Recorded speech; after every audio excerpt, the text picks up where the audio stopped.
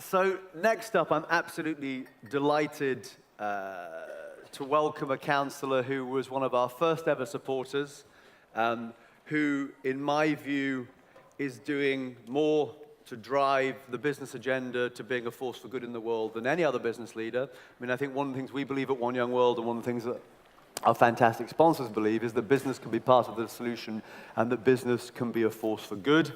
He was recently awarded his third honorary doctorate by the Business School at Lausanne, and his co-honoree was also Kate. So Kate is now a doctor, Dr. Kate Robertson, and Paul Polman, who I'm going to be welcoming to the stage in a moment, is also Dr. Paul Polman. He's been in business for 35 years, made an unbelievable contribution. Ban Ki-moon appointed him as one of the 27 members of the UN high-level panel on the eminent persons on the post-2015 development agenda. He's also the chairman of the World Business Council for Sustainable Development. And when he announced at Davos that he was going to set out to halve Unilever's emissions and double its profit, it sent shockwaves through the business world and was an unbelievable example of leadership. And despite doing all of that, he still finds the time to come here and be with us. And so welcome back to the fourth time to One Young World, our great friend, Paul Polman.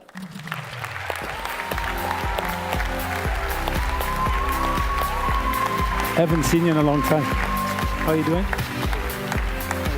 are you doing? Dr. Paul. How are you doing? How are you doing? I was just looking at the, who was here at 8 o'clock this morning? I think you all need to stand up and sit down again. I wouldn't be able to sit for 3 or 4 hours in the chair without moving. Why don't everybody stand up? That's what you need to do. And just shake it a little bit. How does that feel? Better? Okay, now I need to get going. I was just backstage listening to this enormous panel that was just on here, and I was talking to a volunteer. Daisy is her name. She studies law here in Dublin.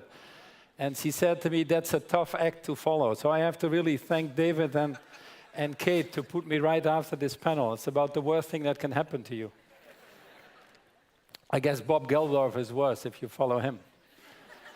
But I'll promise you in my talk I won't use the F word.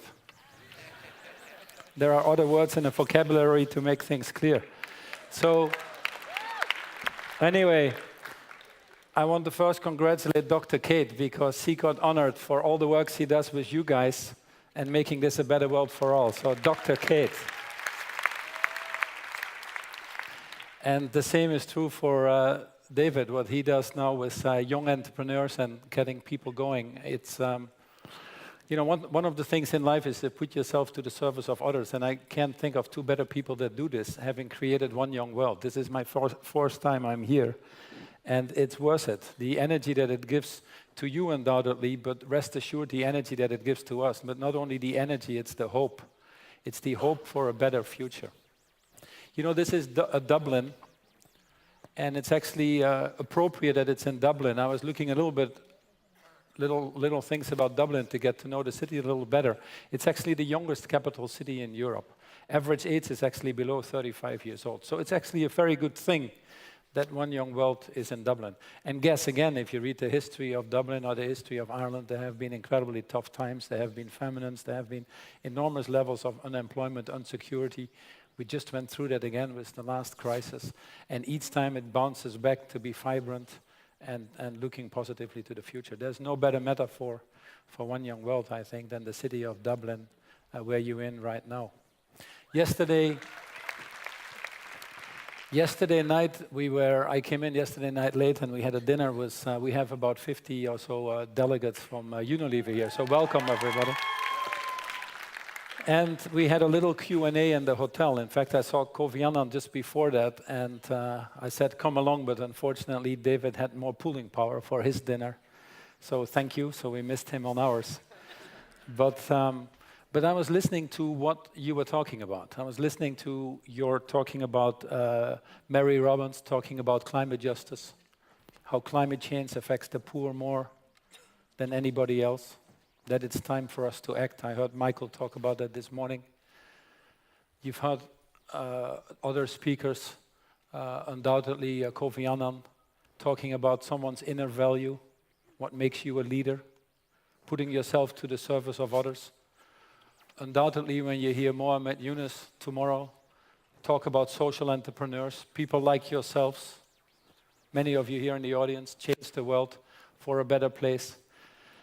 I thought that's a little difficult act to follow when you have those speakers. And having been here for the 4th year, I had the normal thing about what do companies do and the corporate talk, and I thought that's really a waste of time because there are more important things in the world than that. The more important things in the world that these people express, because what these people have in common, be it Kofi, be it Mary Robbins, be it Mohamed Yunus and many others that you will hear, is that these people simply put themselves to the service of others.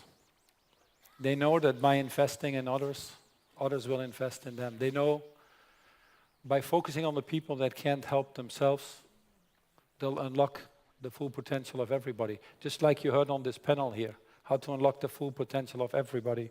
In this case, a gender panel, but it's the same for everybody else as well. It was Dickens who said 150 years ago, he wrote this book, The Tale of Two Cities. He was talking about London and Paris, but one of the first sentences he writes in that book was, it was the best of times, it was the worst of times. I don't want to make you depressed at all. I'm actually an optimist, otherwise I wouldn't be standing here. I've said many times in my life, it's too late to be a pessimist. So we have to be optimistic, but these are very challenging times that we live in, and I think many of you have heard previous speakers refer to that. But there are also enormous progress we've made over the last 30, 40 years. In fact, we have lifted more people out of poverty in the last 30 years, 400 million people, than at any time before. More people have access to education now than any time before. More people have access to technology. The world is more connected despite what you hear or what you read. Despite the terrible, tragic Ebola crisis, actually, medicine has pushed life expectancy for basically all countries in the world. We are fundamentally a significantly better place. In fact, the Millennium Development Goals that were made 15 years ago in 2000, that run through 2015, basically talk about halving the number of people living in poverty, at that time defined as $1.25 a day. We actually have achieved that target. A lot of people say it's due to China, or it's always due to something. But we have achieved the target of reducing the people living in poverty by half. So we should be enormously proud. But at the same time, as you heard Michael talk about with the UN, the job is not finished. Still, if we've halved the number of people living in poverty, it still means that there are quite a lot of people living in poverty. And I think you have a wonderful opportunity as your generation to do something that nobody has done before. You'll be the first ones to do it. And if you do it, nobody has to do it anymore after you. So you'll be the only ones to do it. And that is to irreversibly eradicate poverty in a more sustainable and equitable way. If we decide in the next 15 years, with the new Sustainable Development Goals coming up, that we are going to rise above our own self-interest, that we are going to give our energy to the ones that can't help themselves, we can actually eradicate poverty for everybody. And we can do that in a sustainable way so that future generations can have that same pleasure and in a more equitable and inclusive way. Who doesn't want to be part of that? Now, the interesting thing is when we were working on the post-2015 Millennium Development Goals, the comments we got back from people in terms of what they wanted to change, rule of law, child slavery, early child marriage, access to education for all, food security, and the list goes on. Most of these comments actually came from people in the emerging markets. What we often don't realize when we live in Europe, I'm from the Netherlands, or when we live in the US, that actually in about 30 years' time, which is not that far, you'll be 50, some of you might be 60, some of you might probably be even 35 or 40. I see some very young people in the audience. Or you feel young, that's the most important thing. But 80% of the world population will actually live outside of Europe and the US. And 50% of that population is below 25 years old. And what is interesting is if you go around the world, I just came back from a tour of Africa for 10 days, is that although they are half of the population today, they also understand that they're 100% of the population tomorrow. And they certainly do want to live in a better world. Now, here are the three big challenges that are coming together, why it's a little difficult. You heard Michael talk about the UN, and undoubtedly some other speakers about some of these challenges that we have. But at the same time, there are enormous opportunities. But there are in fact three things that are coming together at the same time that have never come together at the same time. And it's just happening now in these 10 to 15 years. That's why it's a little difficult. That's why you see the length of a CEO tenure go down to 4.5 years. That's why you see the length of a publicly traded company go down to 18 years. That's why you see politicians not getting re-elected again. In Europe, 75% are new in the European Parliament. What is happening that makes it so difficult to govern the world? Three major trends. The first one is a very simple one, what Kishore Mahbubani, who teaches at the Lee Kuan Yew School in Singapore, calls the new Asian hemisphere. The world is moving rapidly, and that's a good thing, to the emerging markets, rebalancing the power fields. If you go back 200 years, before the Industrial Revolution, the economic centers were actually in the Middle East or in the Far East. They closed off at that time, Industrial Revolution came, Europe and the US advanced.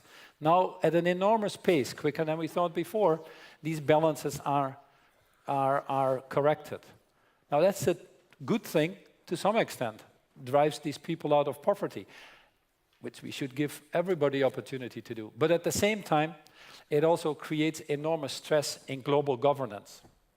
Institutions like the World Bank, the IMF, to some extent the UN, I heard the question from some of you, they have been designed in 1948, the time of Bretton Woods. The world was a different place, and these institutions had been designed with a different thing in mind. And as the world has evolved, these institutions, our way of governance has not evolved as quickly. Politicians have a hard time to internalize all these global challenges. As a result, very difficult to get climate change agreements, Doha rounds. The Rio +20 document, without insulting anybody, was probably the lowest common denominator document. Syria on television is becoming a sad soap opera without people taking action. Global governance is at a stalemate. More geopolitical conflicts around the world than we've seen, at least in my history, and I think a little bit longer than that. The new Asian hemisphere, the world moving south and east. The second trend that happens at the same time as we do this is, as these economies develop and change these power fields, then obviously people improving their standard of living has also seen an enormous increase in consumption. That has happened at the same time as population has increased. In fact, we're having 4 times more consumption now than we had 30 years ago, with the combination of lifting people out of poverty and population increase. And as Kees was explaining this morning when he did his collectively, we're living beyond the planetary boundaries. We're simply using more resources than we have. In fact, John Rockström from the Resilience Institute in Stockholm talks about 9 planetary boundaries, sort of biomarkers of what is the health of the planet. And he's very clear on biodiversity, on climate change, on nitrogen levels. We have passed the minimum acceptable levels. You had Mary Robbins undoubtedly talk about the 2-degree challenge, how we have to make sure that by 2050 the world is climate neutral, or carbon neutral. In fact, the UN just published a study. In the last 10 years alone, the world has paid $2.7 trillion more in managing natural disasters, Hurricane Haiyan, Hurricane Sandy's, the droughts that you see in many parts of the world, and the floodings at the same time in others. Every day you switch on your television is a natural disaster. And that's only with 0.8 degrees increase. I personally even think that the 2 degrees is playing with fire. Let's at least try to get there. But the second trend is these planetary boundaries. I call that the end of the era of abundance. Puts an enormous stress on people. And the third trend is, not surprisingly, the trend that you are probably most familiar with, because you're all sitting there with your telephones in your hands, is the digitization of society.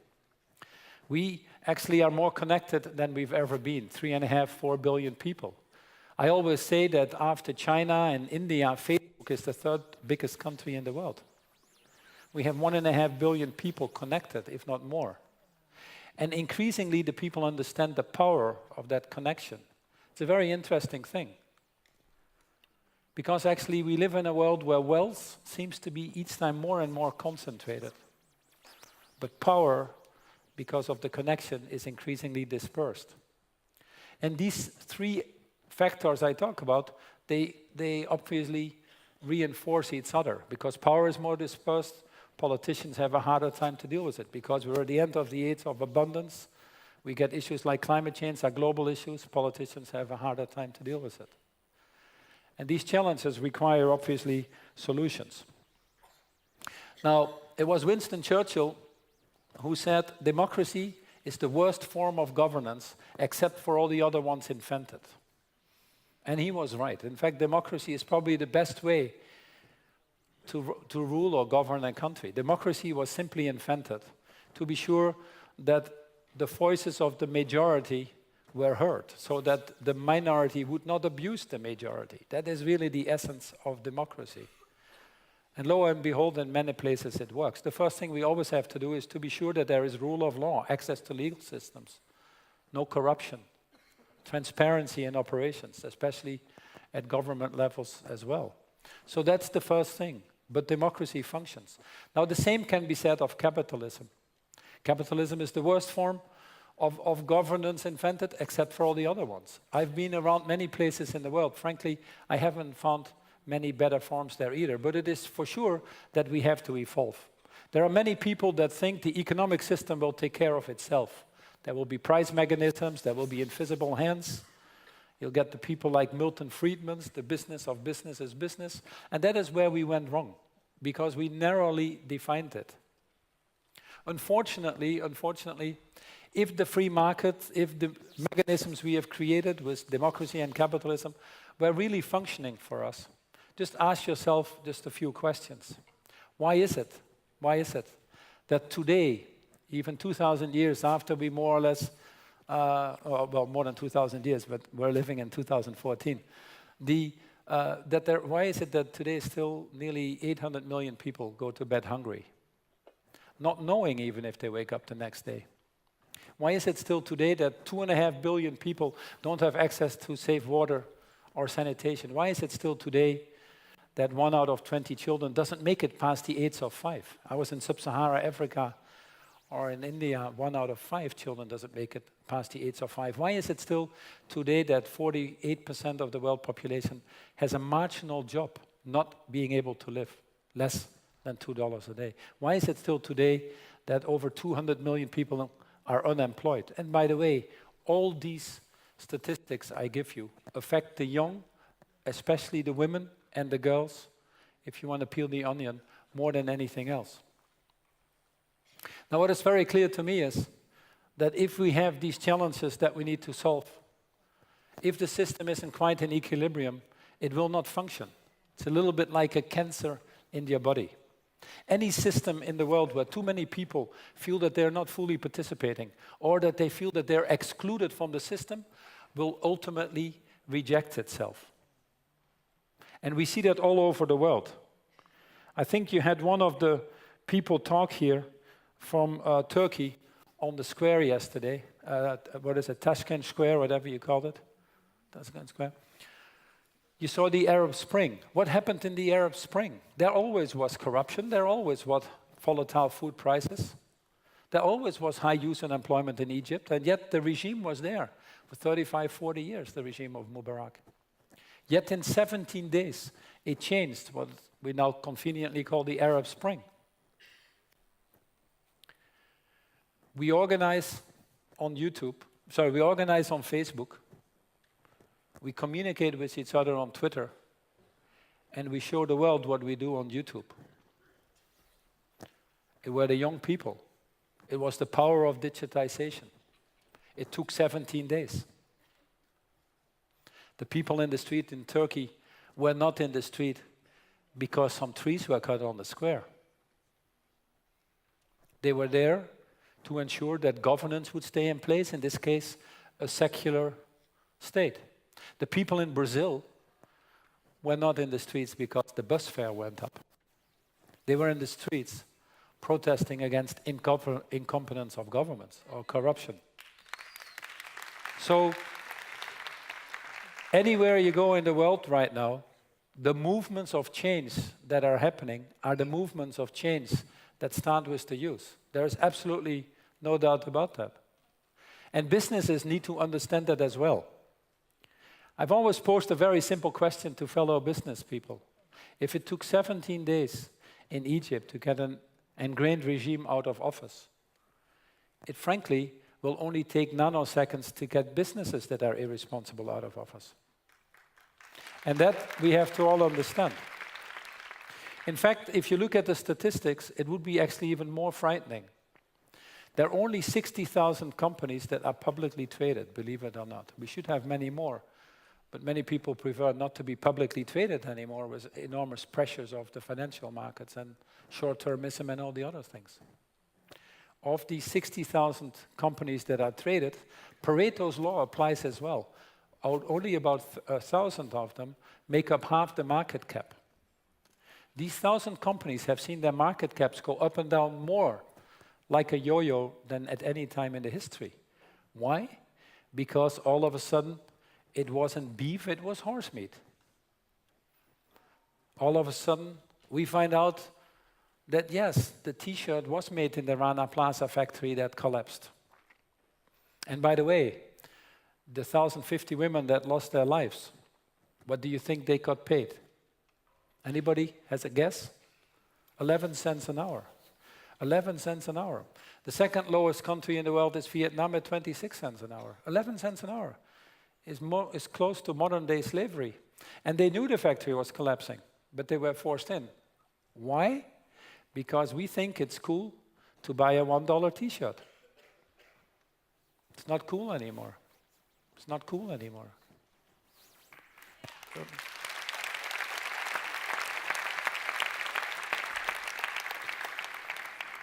The same thing can be said of manipulating of LIBOR rates or foreign exchange rates,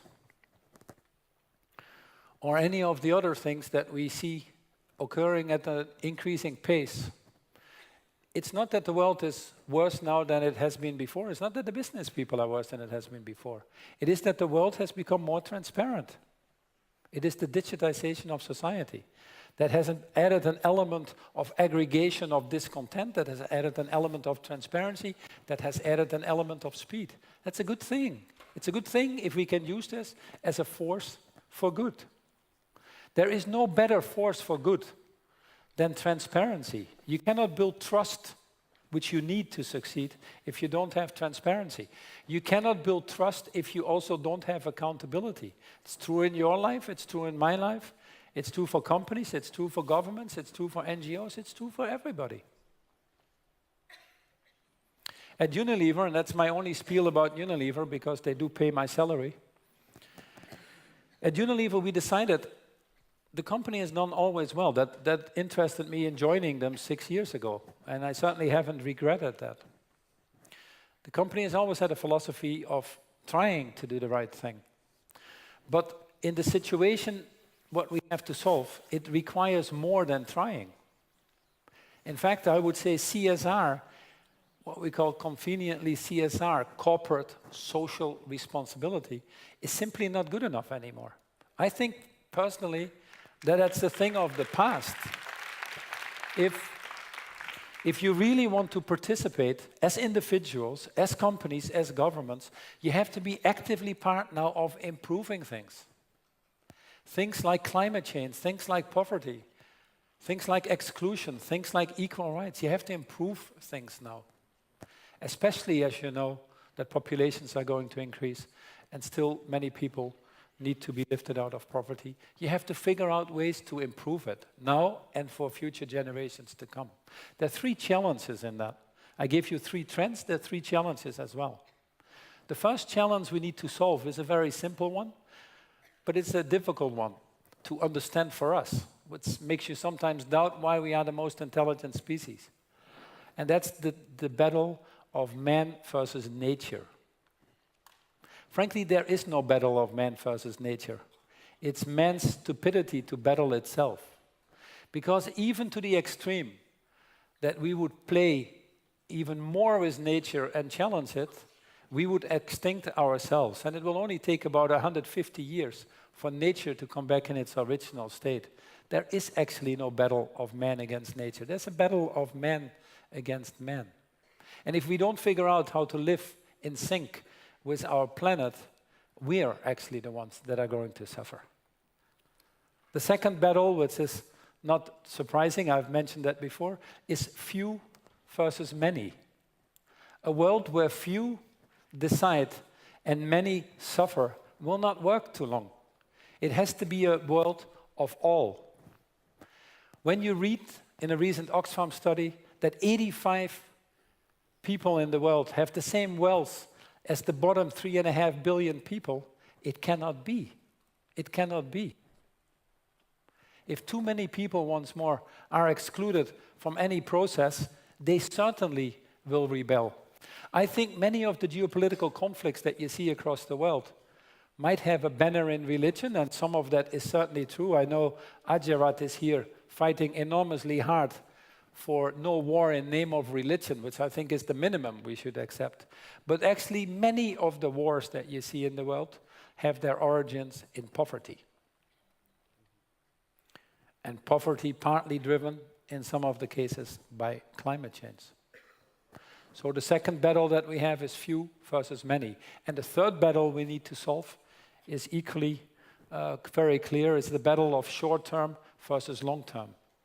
The challenges that we need to solve, food security, hunger, job creation, poverty alleviation, are problems you cannot solve on a quarterly basis.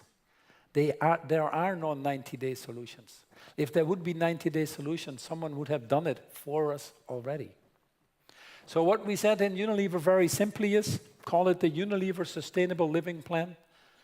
You can grow your business, many people still having to be lifted out of poverty, but do it in such a way that it decouples your growth from environmental impact, improve your social impact. Different than CSR, take responsibility of the total value chain, from the farm to the fork. If you're in the food business, take responsibility of trying to find solutions for people that go to bed hungry, play a role in solving the enormous epidemic that we get in food security, in obesity, try to help waste less food in the supply chain, and if 50% of the deforestation that is happening in this world comes because of demand of food, yes, also play a role in fighting illegal deforestation. By the way, illegal deforestation alone is 16% of global warming. It was Viktor Frankl who said in his book Search for Meaning that when they built the Statue of Liberty on the east coast of the United States, they forgot to build the Statue of Responsibility on the west coast of the United States. You cannot have liberty without responsibility. So if you're in the food business, move out of your CSR circle, take co-responsibility of the total value chain, and get involved in things that affect your total footprint. Then you can solve. You can solve many things in partnership with a long-term philosophy. For that reason, indeed, as David kindly announced, we stopped doing quarterly reporting, we stopped giving guidance, we did compensation systems for the long term. We cannot run these businesses for 90 days. Now, not surprisingly, it lowers your risk as a company if you're a little bit more socially responsible. It probably lowers cost, as you heard Ellen undoubtedly talk about yesterday. When you think about resource use, all of our factories are zero waste to landfill or green energy. It actually lowers the cost. It's a circular economy concept, as he talked about. Your reputation, your risk, your cost, undoubtedly your employee engagement goes up because people inherently feel better about doing the right thing than doing the wrong thing. I think that's true for all of us. We've seen engagement scores go up enormously. But what I get the most excitement about is the brands. How do you use your brands as a force for good? Every company should figure out why they're here. And it's very hard to justify that we're here for shareholders. We're here to solve some problems in society. These brands should be a force for good. And if these brands are a force for good, then you are able to do that in a responsible way, sure, other stakeholders will benefit as well, including shareholders. But you cannot just run your company for a shareholder. You have to run your company for a little bit of a deeper purpose. So a brand like Lifebuoy, which is one of our bar soaps, which is hand washing, is there to help a child reach the age of 5. Simple acts of hand washing prevents millions and millions of children under 5 from dying. A brand like Dove would actually have fit very well with the panel before. It's for women's self-esteem. I don't know how many saw sketches, Dove sketches on YouTube.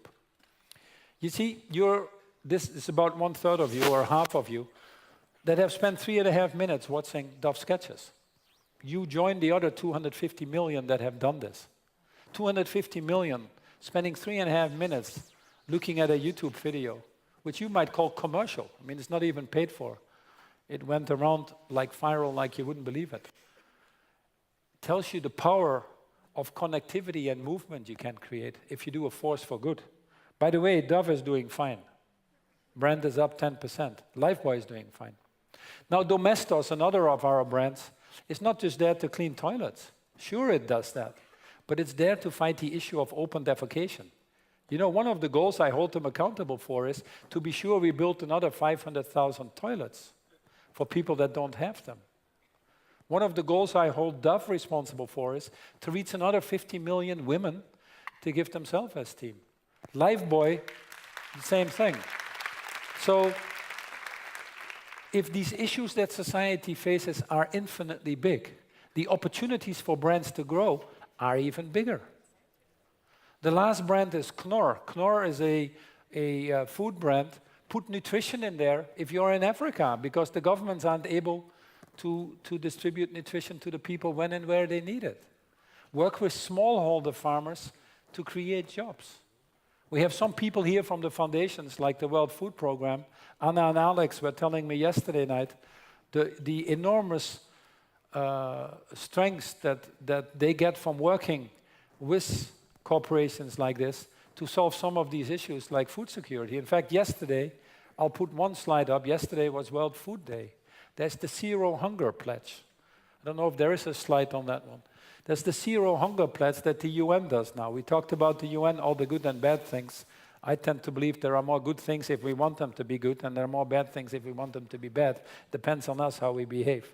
I can tell you the UN does a lot of good things. And one of the things is helping people be fed to can feed themselves. If there are 1 million refugees in Syria that cross the border and are now in Turkey or in Jordan, who's going to feed them? Or are we just going to watch on television and look at the next statistic? That's why we have the World Food Program and many of the other humanitarian charities. These people are heroes. So have the courage, go to the website, look at the Zero Hunger Pledge and pledge. Just pledge yourself that these situations are unacceptable. Because there's one thing that is enormously powerful. It's the voice of the young. How many in the companies that you represent have filed petitions to change? You've all major petitions here that you think we need to do this and this to change the world. How many are petitioning your own management to change your companies? Enormous force. How many are truly putting their wallet where their mouth is? By spending behind things that really count. Have you ever looked at what all companies are doing? What is important to you? Are you really acting on that? If we would all do it, I have no doubt we would change the world very, very quickly. But we don't. Use your combined power. Enormous networks are being created. One of the reasons I like One Young World and what Kate and David have been doing. Think about all the people that are here, all the people that came before you, all the people that you are connected with. Now connected with other networks. Connected with We Day of Mark and Mark Kielberger and his brother. Connected with the Yashako Fellows, the Global Shapers. With Jeremy Gillies, Peace One Day. There's 1 billion people participating. If we can connect these networks of supposedly like-minded people who supposedly are going to act in a like-minded way, you can change the world in the direction we all need to do. And you can do it very, very quickly. Now, some people say, I don't want to work for corporates. And I think that's unfortunate. I certainly don't want to work for all the corporates either. But I certainly would want to work for companies that want to do the right thing. I personally believe that someone who works on Lifebuoy or Knorr or Dove is as much a social entrepreneur as anybody else. Talk to them, find out. They're driven as much by saving lives as an NGO of anybody else. Now, one of the things is what you can do by using your brands. The other thing is what you need to do if you have a certain size and scale. With liberty comes responsibility. If a company like Unilever or other great companies that are out there would do things and the rest of the world wouldn't, we still wouldn't have the impact that we needed. I have 3 children. They're your age. I can be feeling very good about all the things what we're doing. But my least concern, frankly, is Unilever.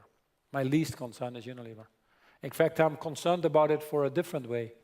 If I look at GlobeScan and I see how far we're out there, or I look at the Dow Jones Sustainability Index and I see how far we're out there, or some of the other markers that we get from the outside world, I actually get worried. I get worried. Because we need critical mass of many more to make change for impact. So the key opportunity is transformational change through partnership. How can we really solve food security? By working together with many other companies and others. Initiatives like Grow Africa or the new vision for agriculture are trying to achieve that. How can we rally the industry, NGOs, civil society, governments to get out of the illegal deforestation?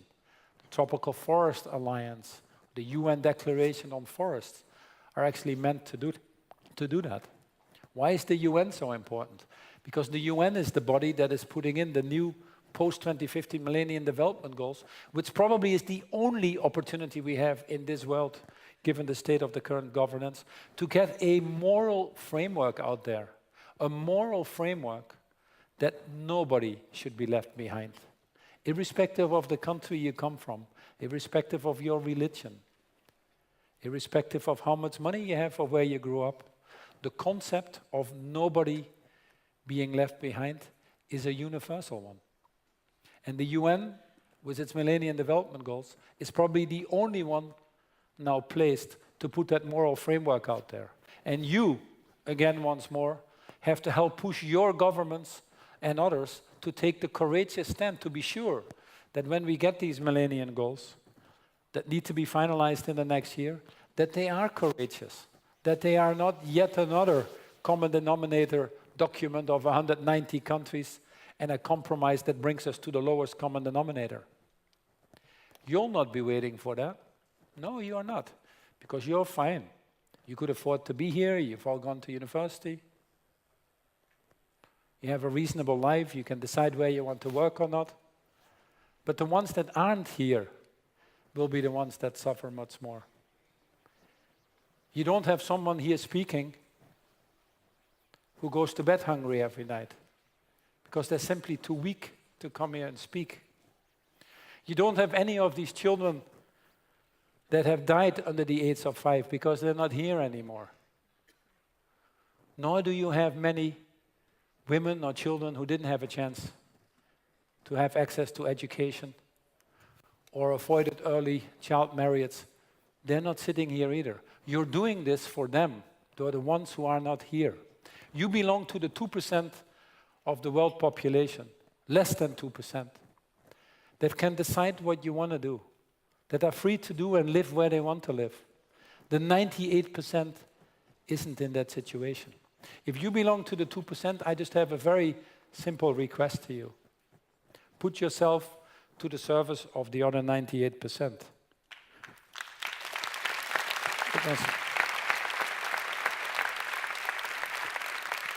It was in fact Gandhi who said, the best way to find yourself is to lose yourself in the service of others. Thank you very much.